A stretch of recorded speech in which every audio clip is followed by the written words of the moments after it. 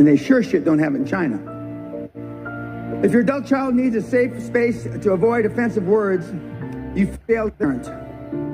In my day, they used to say sticks and stones can break bones, but words can never hurt you. Now it's just the opposite. If somebody bullied my kid on Facebook, I'd go over to the kid's house and I would kick the shit out of the father. With these two hands. And I glad 3 years in prison for it. Sally and I went to the Grand Canyon several years ago.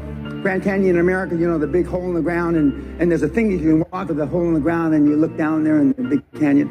And there was a Chinese, remember?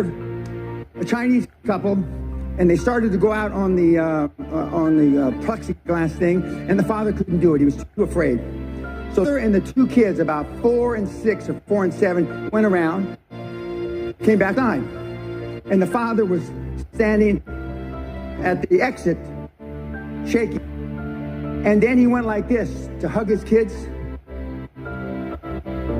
The children were so embarrassed, neither one of them would hug their dad, and they walked past.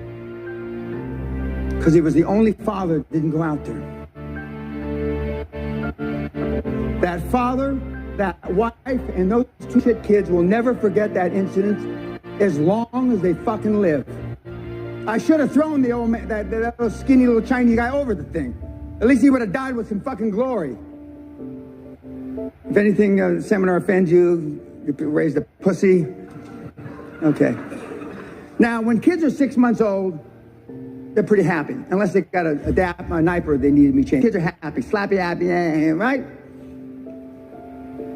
When they're 3 years old, they're still pretty happy. When they're 7 years old, remember self-esteem is built the first 7 and 8 years of life. Nothing happens. And who are you around the first 7 years of life? Normally, a mom, maybe a dad, a grandparent, an older brother. But then life happens. Now they call it hormones at 15.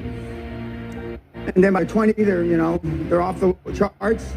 And by 25, as some of you are in this room, they act crazy. Because life catches up to you because you're now being released into an environment that your family can't control. And if you thought your family were role models, when you get out there, all the role models you're going to come up against are even worse than your family. Because arguably, ostensibly, your family at least should love you.